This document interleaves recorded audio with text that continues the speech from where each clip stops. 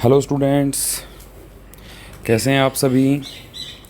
तो स्टूडेंट्स, आज हम स्टार्ट करेंगे हमारा पार्ट बी बिज़नेस स्टडीज़ में बिज़नेस फाइनेंस एंड मार्केटिंग, जिसका पहला ही चैप्टर है फाइनेंशियल मैनेजमेंट।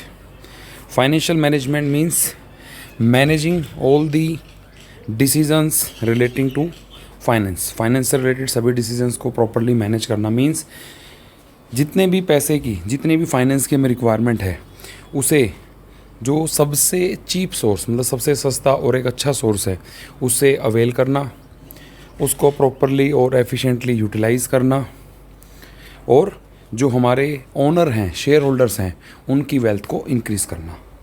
ये सभी चीज़ हमारी किस में आती हैं? फाइनेंशियल मैनेजमेंट में। बाकी इसका मेन मीनिंग देखते हैं according to book. Financial management is concerned with efficient acquisition and allocation of funds, मतलब एफिशिएंटली आप एक्वायर कर लो फंड्स को और उनका एलोकेट करो एक प्रॉपर मैनर में। In other words, financial management is concerned with flow of funds and involves decisions related to procurement of funds, कि कैसे उनको हम फंड्स को अवेल करेंगे, इन्वेस्टमेंट लॉन्ग टर्म या शॉर्ट टर्म में कैसे करेंगे, और डिस्ट्रीब्यूशन, अर्निंग की डिस्ट्रीब्यूशन और ओनर्स में कैसे होगी। Efficient acquisition of finance, efficient utilization of finance and efficient distribution of disposal of surplus for smooth working of company. तो ये था हमारा मीनिंग स्टूडेंट्स फाइनेंशियल मैनेजमेंट का। मेनली फाइनेंशियल मैनेजमेंट इस चैप्टर में आपको मेनली 3 डिसीजंस के बारे में पढ़ना है। First decision is investment decision, also known as capital budgeting. Second is financing decision and last one is dividend decision. ये 3 डिसीजन ही इसमें मेन है इस चैप्टर में। बाकी अब पढ़ते हैं इसके roles. Role of financial management. All the financial activities of company, जो कंपनी की जितनी फाइनेंशियल एक्टिविटी हैं, चाहे वो डायरेक्टली हों या इनडायरेक्टली, फाइनेंशियल मैनेजमेंट से अफेक्टेड होती हैं। और कॉमन एक्टिविटीज़ कौन सी हैं जो इन्फ्लुएंस होती हैं फाइनेंशियल मैनेजमेंट से? सबसे पहले size and composition of fix assets, कि हमारी बिजनेस में फिक्स एसेट्स का साइज़ क्या होगा और उनका कॉम्पोजिशन क्या रखेंगे। ये भी किसके ऊपर, किससे इफेक्ट होता है? हमारे फाइनेंशियल मैनेजमेंट से।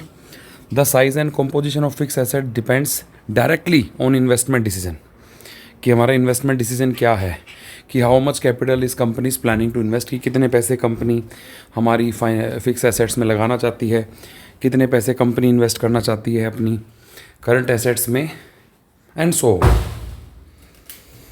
एंड देन उसके बाद है amount and composition of current assets, कि जो हमारी करंट एसेट्स है उनका क्या अमाउंट होगा, करंट एसेट्स में हमने कितने पैसे लगाने हैं और उनका कॉम्पोजिशन क्या होगा। Quantum of current assets and it's breakup into cash, की मतलब हम कैश कितना मेंटेन रखेंगे, इन्वेंट्री कितनी मेंटेन होगी, और जो हमारे रिसीवेबल्स हैं means debtors and bill receivable, वो हमारे कैसे होंगे। The amount of current assets and its division in cash, bills receivable, inventories, etc. also depend upon financial decisions. It depends upon the amount of fixed assets.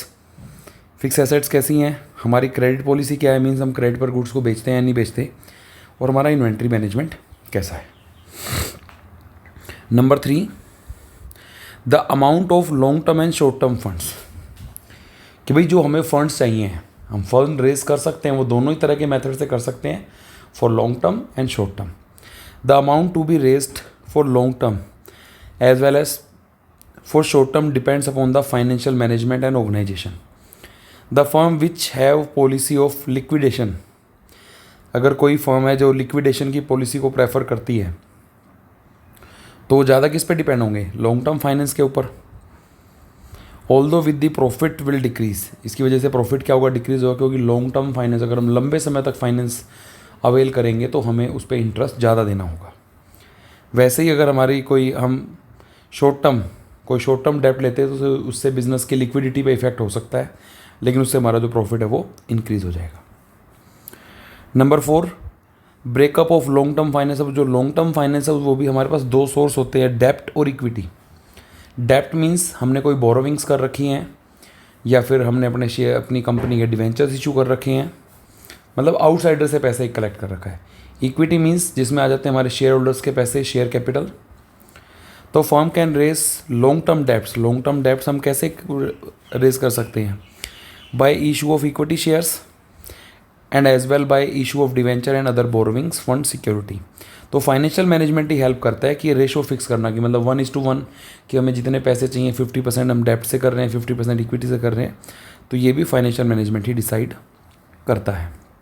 Last one is all items in profit and loss account. सभी profit and loss में account में आने वाले सभी items भी हमारे financial management से effected होते हैं। Means all the items of P&L account are affected by the decision of financial management.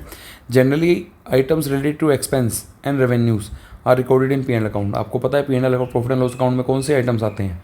Expenses और रेवेन्यूज। इफ़ वी पे मोर इंटरेस्ट, अगर हम ज़्यादा इंटरेस्ट पे कर रहे हैं, depreciation it will be increased expense as affect P&L account, क्योंकि हमने ज़्यादा, मान लो हमने इन्वेस्टिंग डिसीजंस में ज़्यादा अमाउंट इन्वेस्ट किया है बिजनेस के एसेट्स में, तो उसकी वजह से डेप्रिसिएशन होगी। और अगर हमने फाइनेंसिंग कर रखी है लॉन्ग टर्म के लिए पैसे अवेल कर रखे हैं, तो उस पर हमें क्या पे करता रहना पड़ेगा? इंटरेस्ट। तो उसकी वजह से भी हमारा जो फाइनेंशियल मैनेजमेंट की वजह से हमारे जो आइटम्स है P&L अकाउंट के, वो भी अफेक्ट होते हैं। Our next topic is objectives of financial management. Objectives. The main and foremost objectives of financial management is to maximize the wealth of equity shareholder. तो सबसे मेन ऑब्जेक्टिव तो हमारा क्या होता है स्टूडेंट्स, कि जो भी हमारा ओनर है, जो हमारे बिजनेस के रियल ओनर है, उनकी वेल्थ को इंक्रीज करना। और रियल ओनर कौन होता है? Equity share holder. तो मेन फाइनेंशियल मैनेजमेंट का ऑब्जेक्टिव है इक्विटी शेयर होल्डर्स की वेल्थ को इंक्रीज करना। The financial manager in a company makes decision for the owners, that is the shareholder of the firm. He must take such decisions which will ultimately prove gainful from the point of view of shareholder. Shareholder के point of view से उन्हें gain होना चाहिए। And the shareholder gains only when the price of their share increase in market. और ये कब हो सकता है? जब उनके शेयर का प्राइस मार्केट में इंक्रीज हो जाए। So the financial decisions which results in increase in value of share is considered very efficient decision. On the other hand, the financial decision which brings fall in value of equity share are considered poor decisions. और फिर बात आती है students, देखो यहाँ पर हमने बात की सिर्फ किसके बारे में? इक्विटी शेयर होल्डर के बारे में। लेकिन इसके अलावा भी हमारे जो ऑब्जेक्टिव्स थे, बिजनेस के ऑब्जेक्टिव्स, हमारा पर्सनल ऑब्जेक्टिव भी था, सोशल ऑब्जेक्टिव भी था। तो ऑटोमेटिकली अगर हम शेयर होल्डर की वेल्थ के बारे में अगर कंसिडर करते हैं, तो शेयर होल्डर को तो कब मिलता है पैसा? शेयर होल्डर को पैसा मिलता है सबसे लास्ट में। तो ऑटोमेटिकली जो अदर ऑब्जेक्टिव्स है वो भी हमारे क्या हो जाते हैं? फुलफिल। कैसे होते हैं उसको भी पढ़ते हैं। This objective of maximising the wealth of equity share automatically fulfil many other objectives as equity share holder get share from residual income, क्योंकि उनको तो रेसिडुअल इनकम में से मिलता है। कैसे? Debt is they are given dividend after the claims of supplier को पैसे देकर, एम्प्लॉयज़ को पैसे देकर, लेंडर्स कहीं से लोन ले रखा उसको पैसे देकर, क्रेडिटर्स को पैसे देकर, जब भी मतलब जो हमारे लेजिटमेंट्स क्लेमिनेट्स होते हैं उन सभी को क्लेम करके उसके बाद जो कुछ बचता है, उसके बाद जो भी कुछ बचता है तब हमारे इक्विटी शेयर होल्डर को मिलता है। तो इक्विटी शेयर होल्डर को अगर मान के चलो हम उसको भी दे रहे हैं, तो डैट मीन्स बेसिकली देखा जाए तो इसका मतलब हम क्या कर रहे हैं, जो हमारे अदर ऑब्जेक्टिव्स है वो भी क्या हो जाएंगे? फुलफिल हो जाएंगे। और मैक्सिमाइजेशन ऑफ वेल्थ कैसे हो सकती है? अगर आप इक्विटी शेयर होल्डर की वेल्थ को क्या करना चाहते हो? मैक्सिमाइज करना चाहते हो, तो उसके लिए आपको 4 चीज़ें चाहिए। एक तो प्रॉफिट मैक्सिमाइजेशन, कि हमारे जो बिज़नेस का है उसका प्रॉफिट क्या होना चाहिए? मैक्सिमाइज होना चाहिए, मैक्सिमम होना चाहिए। मेंटेनेंस ऑफ लिक्विडिटी तरलता। लिक्विडिटी क्या होता है? कि हमारे पास सफिशिएंट कैश अवेलेबल होना, कि भाई हमें इंटरेस्ट पे करना है, हमें कोई डे टू डे एक्सपेंसेस पे करने हैं, डिविडेंड पे करना है, सभी चीज़ों को पे करने के लिए हमारे पास बिल्कुल सफिशिएंट कैश अवेलेबल होना चाहिए। अगर हमारे पास वो अवेलेबल है, डैट मीन्स हमारी लिक्विडिटी ठीक है। लेकिन कई बार बहुत सारे ऐसे बिज़नेस हमने देखे हैं, बहुत सारे बिज़नेस होते हैं जिसमें प्रॉफिट तो होता है, they are working in profits, but they have not sufficient cash to make payments to their creditors, to employees, to suppliers etcetera. तो हमें प्रॉफिट को मैक्सिमाइज़ करना है, लिक्विडिटी को मेंटेन करना है, प्रॉपर यूटिलाइजेशन ऑफ फंड्स, जो भी हमने फंड्स रेज किए हैं कैसे? लॉन्ग टर्म सोर्स से करें हैं या शॉर्ट टर्म सोर्स से करें हैं, और ये what are the sources of financing, कहाँ से हम फंड को रेज कर सकते हैं। तो स्टूडेंट आपने 11th क्लास में भी हमारा एक चैप्टर था सोर्स ऑफ बिजनेस फाइनेंस, उसमें भी पढ़ रखे हैं। तो जो भी फंड्स हैं उनको प्रॉपर्ली यूटिलाइज करना है।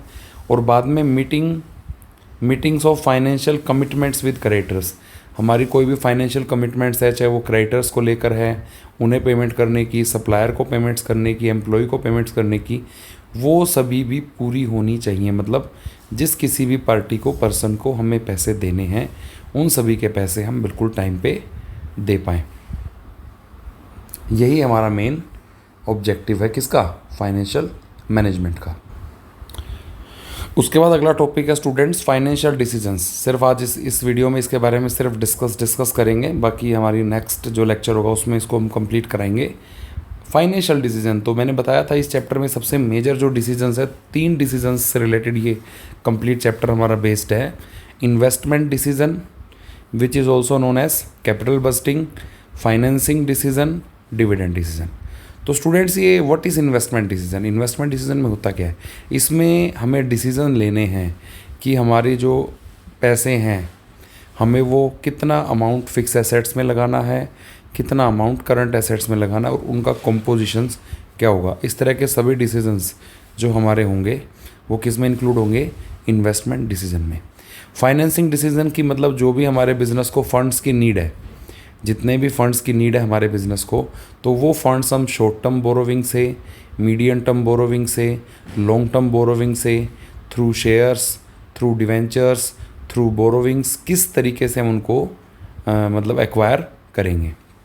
डिविडेंड कि मतलब जो भी हमारे पास सरप्लस या रेसिडुअल इनकम बचेगी, जो भी प्रॉफिट बचेगा, उस प्रॉफिट का, बचे हुए प्रॉफिट का कितना शेयर हम हमारे शेयर होल्डर्स को एज अ डिविडेंड डिवाइड करेंगे, या फिर कितना पार्ट हम बिज़नेस में रिटेन करेंगे। मतलब हम बिज़नेस में प्रॉफिट को रिटेन करेंगे या एज अ डिविडेंड डिवाइड करेंगे।